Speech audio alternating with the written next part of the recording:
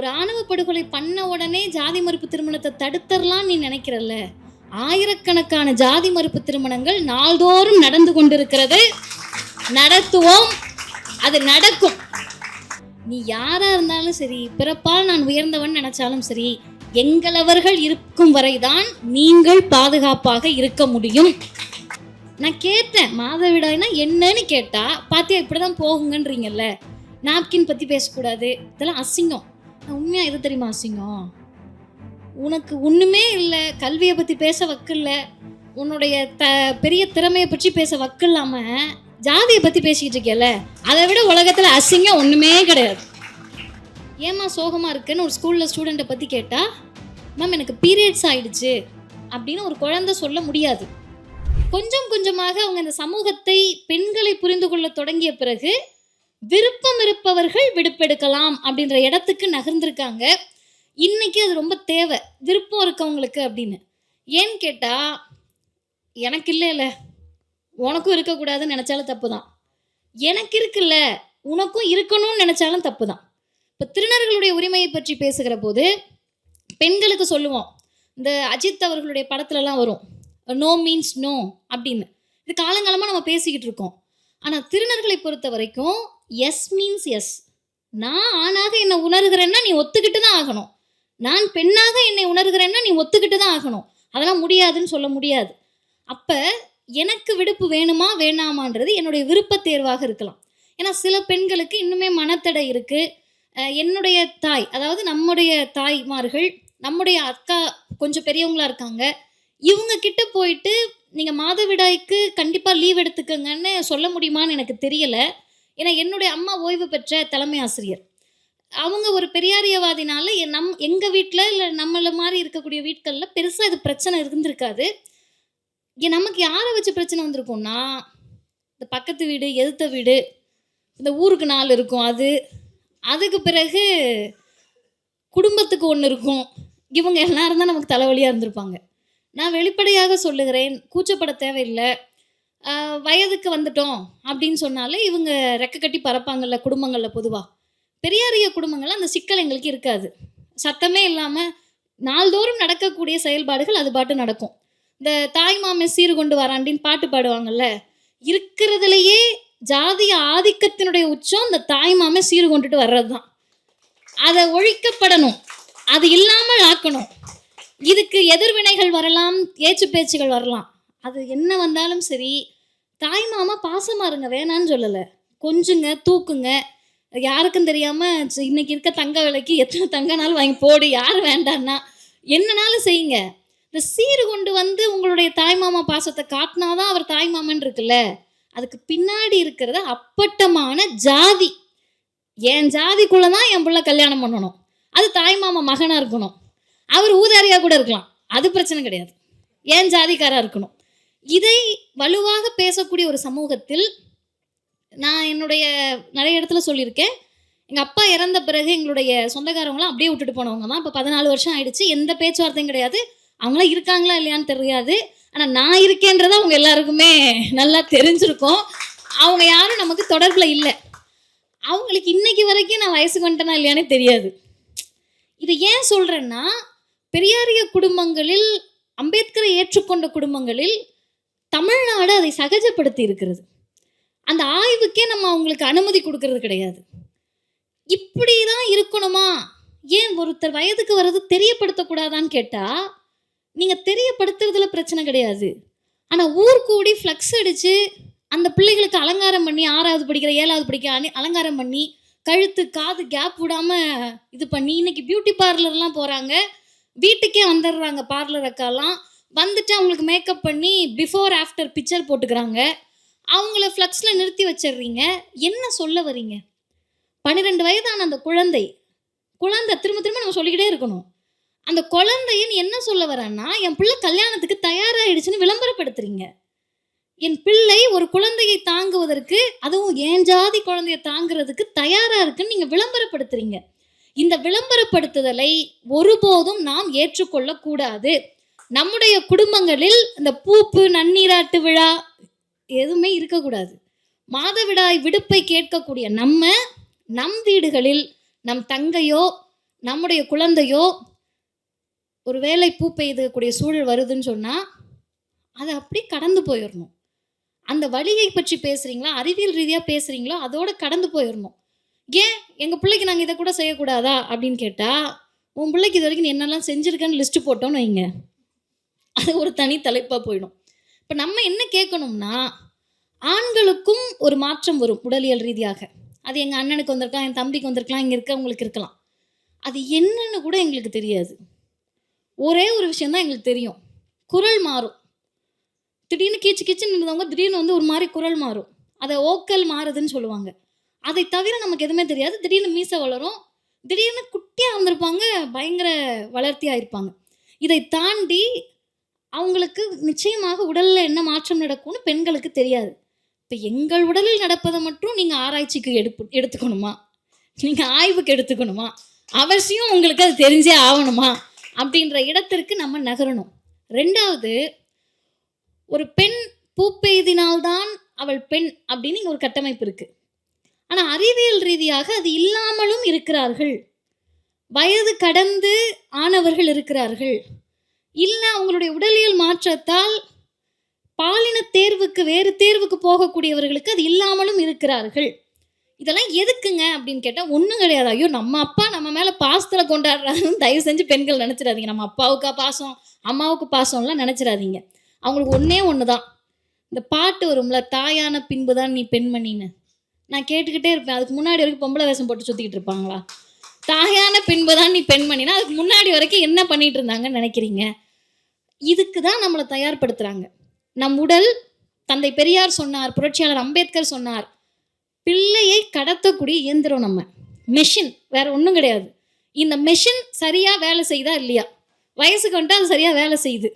PCOD இருந்தால் அது சரியாக வேலை செய்யலை. பிசிஓடி வந்தவங்களுக்கு இவங்க ஏதோ அக்கறையில் ட்ரீட்மெண்ட் எடுக்கிறாங்கன்னா நம்ம நினச்சிட வேண்டாம், புள்ள பெற்றுக்காமல் ஆகிடுமோன்னு பயம்.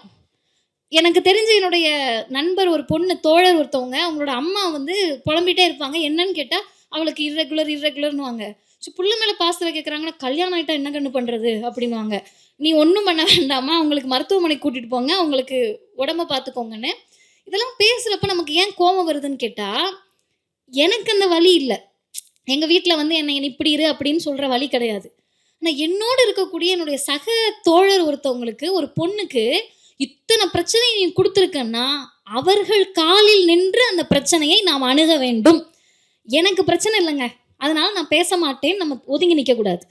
இன்றைக்கு காலையில் இப்படிலாம் பேசிக்கிட்டே இருக்கனால என்ன ஆக போகுது? என்னெல்லாம் எனக்கு கண்டிப்பாக நினைப்பாங்க, ஊரோட போய் பேசுறதுனால இப்போ என்னத்தை பண்ண போகிறீங்க, என்னத்தை சாதிக்க போகிறீங்கன்னு. நாள்தோறும் ஏதோ ஒரு பயனை நேரடியாக அனுபவிக்கிறோம். இன்னைக்கு காலையில் ஒரு சுயமரியாதை திருமண நிகழ்ச்சிக்கு போயிட்டு வந்தேன். ஜாதி மறுப்பு காதல் திருமணம். அதை சுயமரியாதை முறைப்படி நடத்தி வைக்கிறாங்க. நான் தலைமையேற்று உறுதிமொழி சொல்கிறேன். இப்போ நான் வெளிப்படையாகவே சொல்லிடுவேன். ஏன்னா இவங்க என்ன வச்சுருக்காங்கன்னா, கல்யாணம் ஆகி பல குழந்தை பெற்று வாழ்வாங்கு வாழ்ந்தது நல்ல சாவுன்னுவாங்க, பெரிய சாவுன்னுவாங்க. பொண்ணோட அப்பா அம்மா பெரியாரிஸ்ட்டு, பையனோட அப்பா அம்மா பார்த்தாலே தெரியுது பக்தி பழங்களாக உட்காந்துருக்காங்க. சாப்பிட போன இடத்துல அந்த பையனோட அப்பா வந்து கீழே வந்துட்டு, நான் கூட சரி நீங்கள் முடிஞ்சு போல திட்ட தான் வந்திருக்காரு, ஏமா இப்படி தான் பேசுவேன்னு கேட்க வந்திருக்காருன்னா, ஒரு நிகழ்ச்சியாக ரொம்ப நன்றிம்மா, இன்னும் கொஞ்சம் நேரம் பேசலான்னு நினச்சோம், எவ்வளோ இதாக இருந்திருக்கோன்னு எங்களுக்கு இப்போ தாம்மா தெரியுது, எவ்வளோ இதாக இருந்திருக்கோன்னு எங்களுக்கு இப்போ தான் தெரியுதுன்றதுல அது வெற்றி. அதை விட இன்னொரு வெற்றி என்னன்னு கேட்டால், இந்த மேடையை விட பொருத்தமான மேடை, இந்த இடத்தை விட பொருத்தமான இடம் இருக்குமான்னு தெரில. ஒரு அம்மா வராங்க, அவங்க கூச்சப்படுறாங்க, கழுத்து நிறைய நகை போட்டிருக்காங்க, பட்டு புடவை, வெறும் கருப்பு சட்டை, அயன் கூட பல நேரங்களில் பண்ணாமல் தான் போட்டு போவோம். அந்த கசங்கிய சட்டையை பார்த்து அவங்களுக்கு ஏன் கூச்சம் வருதுன்னா, ஐயோ இவ்வளோ தூரமாக நம்ம பிற்போக்காக இருந்திருக்கோன்னு ஒரு நொடி மற்றவர்கள் நினைக்க வைக்கிறோம்ல, அதுதான் முற்போக்காளர்களுடைய வெற்றி. அடுத்து அந்த அம்மா சொன்னதுதான் முக்கியமான விஷயம். அந்த ஐயா சொன்னார், அம்மா இவங்களுக்கு ஒரு பையன் இருக்காம்மா, அவர் என்ன நினச்சான்னு தெரியல, எல்லாருக்கும் ஊர் போய் கல்யாணம் பண்ணி வைப்பேன்னு நினச்சிட்டாரு போல. அம்மா இவங்களுக்கு ஒரு பையன் இருக்காம்மா, அந்த அவங்க நிற்கிறான் பாருமான்னு கேட்டினார். ஐயா சொல்லுங்க, இந்த அம்மாட்ட சொல்லுமா, ஜாதியை பிடிச்சே தொங்கிட்டு இருக்கு, நீ வந்து சொன்ன இல்லைம்மா, யாரா பிடிச்ச பிள்ளை கல்யாணம் பண்ணி கொடுக்க சொல்லுமா அப்படின்னாரு. சொன்னவர், இந்த சமூகம் தங்களை தாங்களே ஆதிக்கமாக என்ன சமூகம் நினச்சிக்கிட்டு இருக்கோ அந்த சமூகத்தை சார்ந்த ஒருவர் ஜாதி மறுப்பு திருமணம் பண்ண சொல்லு, இது நமக்கான வெற்றி. அப்புறம் நான் அந்த அம்மாவை கூப்பிட்டு அவங்க இப்படி ஒரு மாதிரி கூச்சப்பட்டு நின்னாங்க. உடனே அக்கா கவலைப்படாதீங்கக்கா, நீங்கள் கல்யாணம் பண்ணி வைக்கலன்னா என்ன உங்களுக்கு எதுக்கு சிரமம், சென்னைக்கு அனுப்புனீங்கன்னா நான் பண்ணி வச்சிடுறேன் அப்படின்னா. அவங்க ஒரு மாதிரி பதட்டு, இல்லை கண்ணு நானே பண்ணி வச்சிடுறேன் கண்ணு அப்படின்னாங்க. அப்புறம் அந்த அண்ணனை கூப்பிட்டு நான் யாரை பிடிச்சிருக்கோ திருமணம் பண்ணிக்கலாம்னா நீங்கள் சென்னைக்கு வாங்க அப்படின்னு தகவல் சொல்ல ஆரம்பிச்சோன்னே அவங்களுக்கு இன்னும் பதறிடுச்சு. ஐயோ என்னடா நம்ம முன்னாடியே நம்ம பிள்ளைக்கு ஜாதி மறுப்பு திருமணம் பண்ண பேசிக்கிட்டு இருக்கானுங்களேன்ட்டு வாழ்த்து சொல்லிட்டு வந்துட்டோம். இது எல்லாமே அங்கே நகைச்சுவையாக நடக்குது. ஆனால் எனக்கு இன்னும் ரொம்ப மகிழ்ச்சியாக மனநிறைவாக இருந்துச்சுன்னா, ஒரு ஆணவ படுகொலை பண்ண உடனே ஜாதி மறுப்பு திருமணத்தை தடுத்தரலாம் நீ நினைக்கிறல்ல, ஆயிரக்கணக்கான ஜாதி மறுப்பு திருமணங்கள் நாள்தோறும் நடந்து கொண்டிருக்கிறது, நடத்துவோம், அது நடக்கும். நீங்க அறிவியல் எல்லாம் அப்படியே ஆஃப் பண்ணிட முடியாது. உனக்கு பிடிக்கலன்றதுக்காக லைட்டே இல்லாமல் இருந்துருவியா? உனக்கு பிடிக்கலன்றதுக்காக நீ ஃபோனே பார்க்காம இருந்துட முடியுமா? எனக்கு பிடிக்காதுங்க, கிறிஸ்தவர்களை பிடிக்காது, அவங்க கண்டுபிடிச்ச இடத்துலலாம் நான் போய் ஆயில் வாங்க மாட்டேன், இஸ்லாமியர்களை பிடிக்காது, ஆயிலே வாங்க மாட்டேன்னு சொல்ல முடியுமா? நீ யாராக இருந்தாலும் சரி, பிறப்பால் நான் உயர்ந்தவன் நினைச்சாலும் சரி, எங்களவர்கள் இருக்கும் வரைதான் நீங்கள் பாதுகாப்பாக இருக்க முடியும். இப்போ உரையாடல்கள் என்ன செய்யும்னா நிச்சயம் மாற்றும். இன்னைக்கு அந்த உரையாடலை அக்னி சிறகுகள் மனதார சொல்லுகிறேன், மிக சிறப்பாக செய்திருக்கிறீர்கள். மாதவிடாய் அப்படின்னாலே ஆண்கள் கூச்சப்படுறத விட பெண்கள் கூச்சப்படுவாங்க. அந்த பிள்ளைங்க என்ன பேசிக்கணும், பீரியட்ஸ் என்னம்மா அப்படிதான் கேட்கும். அதை பீரியட்ஸ்ன்னு சொல்றதுக்கு சங்கடம் இருக்கும். எனக்கு மென்சஸ் ஆயிருக்கு, டைம் ஆயிடுச்சு, அது என்ன டைம் ஆகுறதா, என்ன நமக்கு புரியாது. பல வார்த்தைகள் இருக்குது. டைம் ஆயிடுச்சுன்னு வாங்க, பீரியட்ஸ் ஆயிடுச்சு, இந்த மாதிரி நிறைய வார்த்தைகள் இருக்குது. என்ன வார்த்தையை சொன்னாலும் அமைதியாக நேக்காக சொல்லி, எதுக்கு எங்க சிறுநீர் கழிக்கக்கூடாதுன்னு நாய்க்கு மாட்டுக்கு எழுதி விட்ருக்காங்க, மனுஷங்களுக்கு எழுதி விட்ருக்காங்க. அதுக்கு அவங்க எதுவுமே சங்கடம் மன்னிக்கணும், அவங்க எதுவுமே சங்கடப்படாமல் தான் போய் சிறுநீர் கழிக்கிறதெல்லாம் நடந்துக்கிட்டு இருக்கு தெருவில். அதை விட அசிங்கமா இது? அதை விட கூச்சமா? இதை பேசுறதுக்கு அசிங்கப்படும். ஐயோ இந்நேரம் போயிடும், எல்லாரும் பார்த்துட்டு அவ்வளோதான், பெரியாரை பேசுனா இந்த பிள்ளைங்க இப்படி தான் போயிடும். நான் இப்போ எப்படி போனேன்? நான் கேட்டேன் மாதவிடாய்னா என்னன்னு கேட்டா, பார்த்தியா இப்படி தான் போகுங்கன்றீங்கல்ல, நாப்கின் பற்றி பேசக்கூடாது, இதெல்லாம் அசிங்கம். நான் உண்மையாக எது தெரியுமா அசிங்கம்? உனக்கு ஒன்றுமே இல்லை, கல்வியை பற்றி பேச வக்கு இல்லை, உன்னுடைய பெரிய திறமையை பற்றி பேச வக்கு இல்லாமல் ஜாதியை பற்றி பேசிக்கிட்டு இருக்கேல்ல, அதை விட உலகத்தில் அசிங்கம் ஒன்றுமே கிடையாது. பெத்த பிள்ளைய கொல்றதுக்காக தெருவில் அருவாளை தூக்கிட்டு ஓடுறல்ல, அதை விட இது அசிங்கம் கிடையாது. எல்லாத்தையும் தாண்டி சொல்கிறேன், உங்களுடைய மூளையில் ஏற்றப்பட்டிருக்கக்கூடிய அசிங்கத்தை விட இது பெரிய அசிங்கம் கிடையாது. உங்கள் மூளையில் ஏறி போயிருப்பது அசிங்கம். தோழர் ரவுத்ரா சொன்னாங்க, ஆனால் சிந்தனை ஒரே மாதிரி தான் பெரியாரியலாளர்கள் சிந்திப்பாங்க. அந்த புத்தக ரெஃபரன்ஸை நான் சொல்லலாம்னு நினச்சேன், அவங்க சொல்லிட்டாங்க. ஆனால் நான் சொல்லியிருந்தா கூட அவ்வளோ அழகாக சொல்லியிருக்க மாட்டேன். அவங்க ரொம்ப நேர்த்தியாக அதை பதிவு செய்தார். அந்த புத்தகத்தில் இருக்குது நீங்கள் செஞ்சதை விட அசிங்கமா?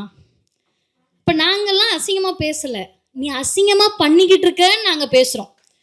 அண்ணன் எழுச்சி தமிழர் திருமாவளவன் அவர்கள், திராவிட முன்னேற்ற கழகத்தினுடைய நாடாளுமன்ற உறுப்பினர் அண்ணன் ராசா அவர்கள் மனதர்மத்தை பற்றி பேசின உடனே அப்படியே கொந்தளிக்கிறல்ல. தமிழ்நாட்டில் 100 வருஷமாக போட்டு கிழிச்சிக்கிட்டு இருக்கோம் மனதர்மத்தை. மேடையில் தெருவில் எல்லாம் போகிற பக்கமெல்லாம் மனதர்மத்தையும் வேதத்தையும் தமிழ்நாடு கிழித்து தொங்க விடுகிறது. ஆனால் எனக்கு என்ன பிரச்சனைனா, யாராவது திருடிட்டு ஓடுறான்னு வச்சுக்கோங்க, ஓடுறான்னு கத்துவாங்கல்ல, அவனுங்களை பிடிச்சி அடிப்போமா? நம்ம திருடனை தானே பிடிச்சி அடிக்கணும். மனதர்மத்தில் இது இருக்குன்னு சொன்னால் எழுதினவனை பிடிச்சி அடிக்காம சொன்னவர்களை நீ எப்படி அடிப்ப? இப்போ அவங்க ரவுத்ரா பேசுனது அதுவும் சாதாரண தாத்தாச்சாரியார் இல்லை, அக்னிஹோத்திரம் ராமானுஜ தாத்தாச்சாரியார். அவருக்கு தானே நீங்கள் கேள்விக்கு போனோம். இப்படி இந்த உரையாடல்கள் சமூகத்தில் நிகழ்த்தப்பட வேண்டும். அடுத்து நான் இந்த விஷயத்துக்கு வந்தோம்னா, மாதவிடாய் விடுப்பு தேவையா தேவையில்லையா அப்படின்னு 2023 ஒரு தனியார் நிறுவனம் சர்வே எடுக்கிறாங்க. இதில் என்னன்னு கேட்டிங்கன்னா, இந்த பெண்களில் பெண்களில் மனிதர்களே பல ரகம். என்னை போலவே நீங்கள் இருக்கணும்னு நான் எதிர்பார்க்க முடியாது. Depends on individual. பெண்களே இப்படி தான், மாமியார் மருமகள்னாலே சண்டை வரும், மாமனார் மருமகள் பேசிக்க மாட்டீங்க அதனால சண்டை வராது, மருமகன் வந்துட்டு நீங்கள் கிளம்பிடுவீங்க, நீங்கள் வந்துட்டு அவர் கிளம்பிடுவார் அதனால சண்டை வராது, உங்கள் 2 பேத்துக்கு வீட்டில் வேலையே இல்லை அதனால சண்டை வராது. இப்போ இண்டிவிஜுவலுக்கு இண்டிவிஜுவல் மாறும். இப்போ அந்த ரிப்போர்ட் உண்மையாகவே நாம் கணக்கில் எடுத்துக்கொள்ள வேண்டியது, எங்களுக்கு மென்ஸ்ட்ரல் லீவ் வேணும்னு கேட்டவங்க 73%. இது ஒரு ஆனா சின்ன சாம்பிள், 10,000 பேர்ட்ட தான் எடுக்கிறாங்க. அதுக்கடுத்து முக்கியமானது வேண்டாம், பெய்டு லீவா அது வேணான்றவங்க 71.7%. நீ என்ன சொல்றது, நானே எடுத்துக்கிறேன் நம்ம கேட்டகரியில் இருக்க கொஞ்சம் பேர். அதுக்கு பிறகு இது முக்கியமானது, மேனேஜர் கிட்ட சொல்றதுக்கு சங்கடமா இருக்குன்றவங்க 5.2%. ஃபீமேல் கொலீக்ஸ், பெண்கள் கிட்ட பேசுறதுக்கே சங்கடமா இருக்குன்றவங்க 39.9%. அதுக்கு பிறகு அவங்க பெயின் எப்படி இருக்கும்லாம் சொல்றாங்க. இதுல 2வது விஷயம் தான் முக்கியம். இப்போ நான் சொன்னதுல 2வது விஷயத்த சொல்லாம சொன்னேன். எனக்கு நீ லீவ் கொடுக்கறது ஒன்று, அது பெய்டா இருக்கணுமா இல்லையா, இதோட சம்பளத்தோட இருக்கணுமா இல்லையா 2வது. இதெல்லாம் தாண்டி எனக்கு முக்கியமான ஒரு பிரச்சனை இருக்குன்னு 86.6% சொல்லியிருக்காங்க. அது என்ன பிரச்சனைனா, women who favour a menstrual friendly work place. நீ முதல்ல என்னை உசுரோடு இருக்க விடு, அப்புறம் என் உரிமையை பற்றி பேசலான்னு 86.6% சொல்லியிருக்காங்க.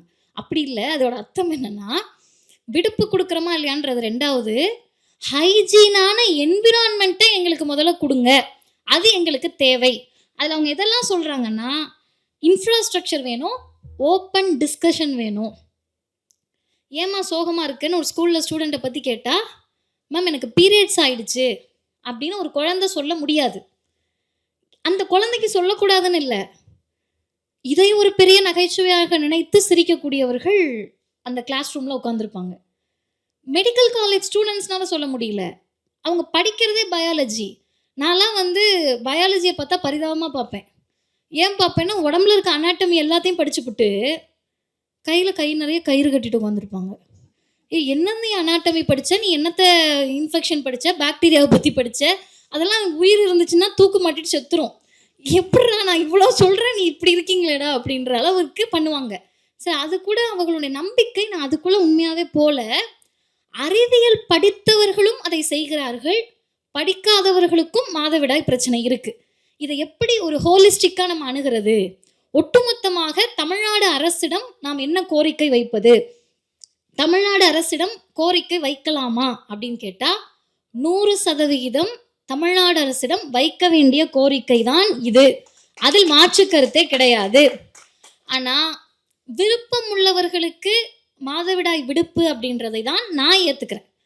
ஏன் அப்படின்னா, எல்லாருக்குமே மாதவிடாய் விடுப்பு வேணும். இப்போ ஏன் ப்ரெக்னன்சிக்கு கொடுக்குறாங்கல்ல மகப்பேறு விடுப்பு, இதுக்கு எல்லாருக்கும் கொடுக்கக்கூடாதா அப்படின்னு கேட்டால், எல்லாருக்கும் அது தேவையில்லை. ஒருத்தருக்கு வலி இருக்கும், ஒருத்தருக்கு இருக்காது. எங்கள் அம்மா சொல்லுவாங்க, நாங்களாம் சத்தமே இல்லாமல் இருப்போம், நீ ஊரையே கூட்டுறன்னுவாங்க. இந்த நாங்களாம் சத்தமே இல்லாமல் இருப்போம், நீ ஊரையே கூட்டுறன்றது நான் எங்கள் அம்மாட்ட ஒரு நாள் சொன்னேன், நீ என் மேலே இப்போ பண்ணிக்கிட்டு இருக்கிறது வேர்பல் அப்யூஸ்னு. அவங்க பெரியாரிஸ்ட் ரொம்ப கில்ட் ஆகிட்டாங்க. வேர்பல் அப்யூஸாக நான் இப்போ என்ன பண்ண உன்னையா அப்படின்னாங்க. உங்களுக்கு இல்லைன்றதுக்காகவே எனக்கு இருக்கக்கூடாதுன்னு எப்படிமா நினைக்கிறீங்கன்னு கேட்டேன். இதை கேட்கக்கூடிய அளவிற்கு நமக்கு இல்லாமல் நம்மளை கில்ட்டில் தள்ளிடுவாங்க. வலிக்குதுன்னே சொல்லக்கூடாதோ, சத்தமே இல்லாமல் அழுகணுமா? இல்லை, வலிக்குதுன்னா அதுக்கு பேர் வலிக்குது தான். அதை சொல்லுவதற்கான களத்தை அக்னி சிறகுகள் உருவாக்கி இருக்கிறீர்கள், அதற்கு நம்முடைய வாழ்த்துக்கள். இறுதியாக ஒன்றை மட்டும் சொல்லி நான் நிறைவு செய்கிறேன்.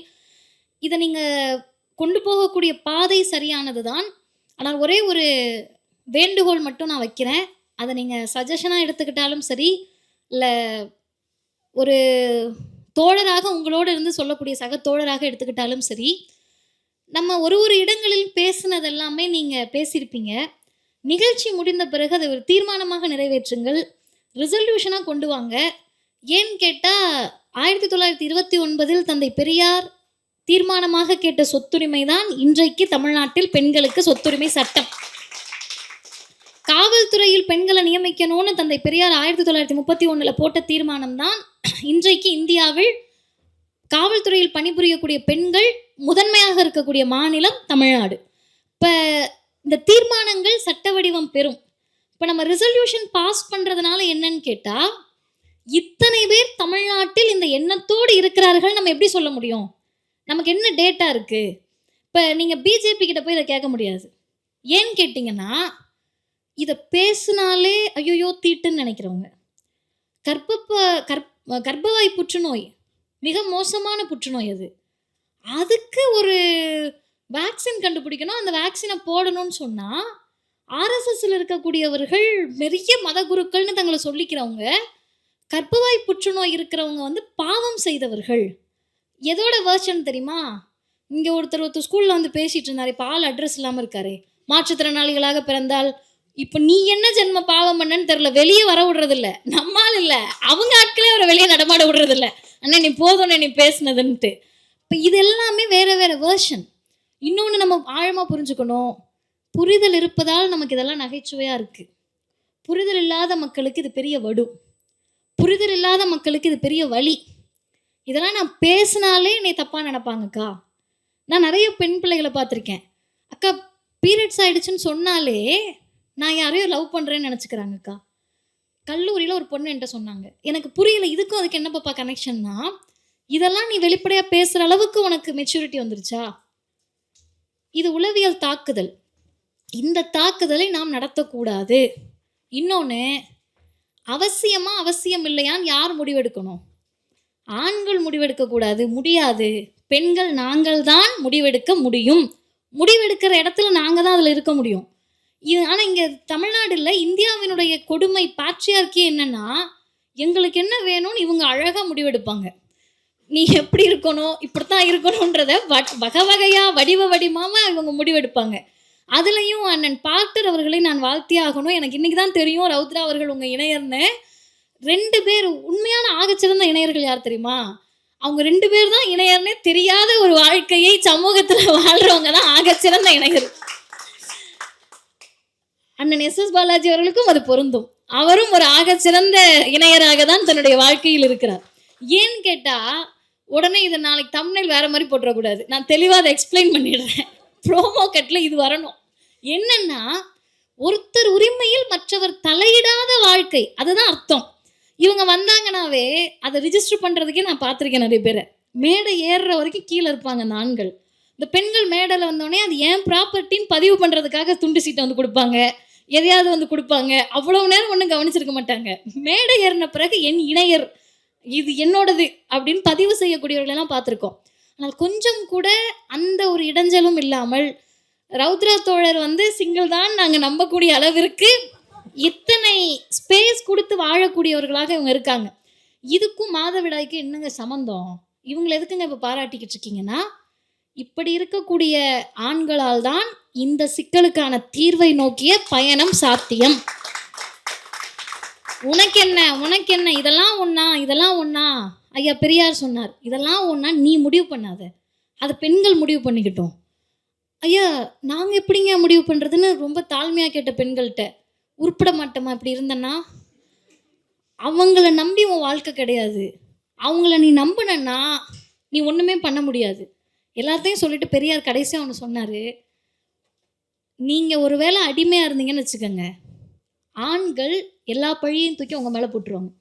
நானா படிக்க வேணான்னே, நானா வேலைக்கு போவேணான்னே, நான் தான் உன்னை எங்கேனாலும் போக சொன்னேனேம்மா. எப்போ சொன்னேன்? நான் தான் உன்னை எப்படினாலும் இருந்துக்க சொன்னேனேம்மா. இப்படி சொல்லி நம்ம மேலே பழி போட்டுருவாங்க. எனவே பெரியார் சொன்னார், பெண்களே எவ்வளவு படிக்க முடியுமோ படிங்கன்னார் ஐயா. நான் அந்த பிக்சரையே எடுத்துகிட்டு வந்தேன். படிங்கன்னு சொன்னது நம்ம எல்லாருக்கும் தெரியும். ஆனால் பெரியார் படிங்கன்னு சொல்லலை, பெண்களை பொறுத்தவரை எவ்வளவு அதிகம் படிக்க முடியுமோ அவ்வளவு அதிகமாக படிக்க வேண்டும். மூட நம்பிக்கை சிறிதும் அற்றவர்களாக திகழ வேண்டும். சிங்காரித்து கொள்ள வேண்டும் என்ற ஆசை நிச்சயம் இருக்கக்கூடாது. துணிச்சல் இருந்தால் கல்யாணம் செய்து கொள்வதில்லை என்று உறுதி எடுத்துக்கொள்ள வேண்டும். ஆண்களால் தொல்லை வரும் என்றால், நத்திங் அஃபென்ஸ், ஐயா கோபத்தில் சொல்லிட்டாரு, ஆண்களால் தொல்லை வரும் என்றால் ஆளுக்கு ஒரு கத்தியை இடுப்பில் வைத்துக் கொள்ள வேண்டியதுதானே. அடுத்து முக்கியம், இது லேட்டரா 32ல் முன்னாடி ஏர்லியராக சொன்னது, பெண்களுக்கு ஆண்களைப் போல உடல் வலிமையிலும் சிறப்படைய வேண்டும். தேக பயிற்சி, ஆயுத பயிற்சி முதலிய பழக்கங்களை பெற்றிருக்க வேண்டும். தங்களை மானபங்கப்படுத்த நினைக்கும் அறிவற்ற வெறிகொண்ட ஆண் மக்களை எதிர்த்து தங்களை தாங்களே காப்பாற்றிக் கொள்ளக்கூடிய ஆற்றலையும் பெற்றிருக்க வேண்டும். இதில் ஒரே ஒரு சின்ன திருத்தம், ஐயா நம்மளாம் சிந்திக்கணும்னு தான் சொன்னார். நம்ம இன்னைக்கு ஐயா இருந்து நம்ம சிந்திச்சு சொன்னால் ஏற்றுட்டு இருப்பாரு. இதில் மானபங்கப்படுத்தப்படுவது நம்ம கிடையாதுன்றதை நம்ம இன்னைக்கு சொல்லோம்னா ஐயா அதை ஏற்றுக்குவார். 1932 அந்த வார்த்தை இருந்தது, மானபங்கப்படுத்துதல் அப்படின்னு. இன்னைக்கு அப்படிலாம் கிடையாது. கோவிலுக்குள்ளே சாராயம் குடிச்சிட்டு வரலாம், கோவிலுக்குள்ளே வெளியே ஃபுல்லாக முக்கில் இருக்க டீ கடையில் சிகரெட்டை பிடிச்சி ஊதிட்டு உள்ளுக்குள்ளே வரலாம். அப்பெல்லாம் போகாத மானம் பெண்கள் மாதவிடாய் காலகட்டத்தில் வந்தாதான் போகுதா என்ற கேள்வியை முன்னிறுத்த வேண்டும். புதிய குரல் நிறுவனர் அம்மா ஓவியா அவர்கள் ரொம்ப அழகாக சொல்லுவாங்க, நாப்கின் விளம்பரத்தில் உயர தாண்டலாம், ஓடலாம், குதிக்கலாம், ஸ்டெயின் இல்லாமல் இருக்கலாம்லாம் சொல்றியே, இந்த நாப்கின் பயன்படுத்தினால் கோவிலுக்குள் செல்லலாம்னு ஏதாவது சொல்ல முடியுமா என்று கேட்பார். இப்போ என்னன்னா, மாதவிடாய் தீட்டு கிடையாது, நீங்கள் ஆய்வு பண்ணுற அளவுக்கு அது ஒன்றும் கிடையாது, இந்த இன்ஸ்டா ரீல்ஸ் போடுற அளவுக்குலாம் எதுவுமே கிடையாது. என்னவளுக்காக நீ அன்னைக்கு ஒரு நாள் சமைக்கிற, வருஷத்தில் 360 நாள் அவங்க தான் சமைக்கிறாங்க. அதனால் அதெல்லாம் நீங்கள் ட்ரை பண்ணாதீங்க. நீங்கள் என்ன ட்ரை பண்ணணும்னு கேட்டால் சொன்னாங்கன்னா புரிஞ்சுக்கங்க, காது கொடுத்து கேளுங்க. எங்கள் அம்மாலாம் அப்படிலாம் பண்ண மாட்டாங்க, எங்கள் அக்காலாம் பண்ண மாட்டாங்க, நான் பண்ணுவேன், என்ன பண்ணுறது அதுக்கு. அதனால் ஒரு பெண்ணுக்கும் ஒரு மனநிலை இருக்கும். அதை நாம் ஒரு ஆய்வுக்கு எடுத்துக்கொள்வோம். நம்ம சர்வே கூட எடுக்கலாம், எடுத்து அதில் ஒரு சாம்பிள், அது 10,000 பேராக இருக்கலாம், எப்படினாலும் இருக்கலாம். அதில் வரக்கூடிய அடிப்படையில் தமிழ்நாடு அரசுக்கு நாம் அதை கோரிக்கையாக முன்வைக்கலாம்.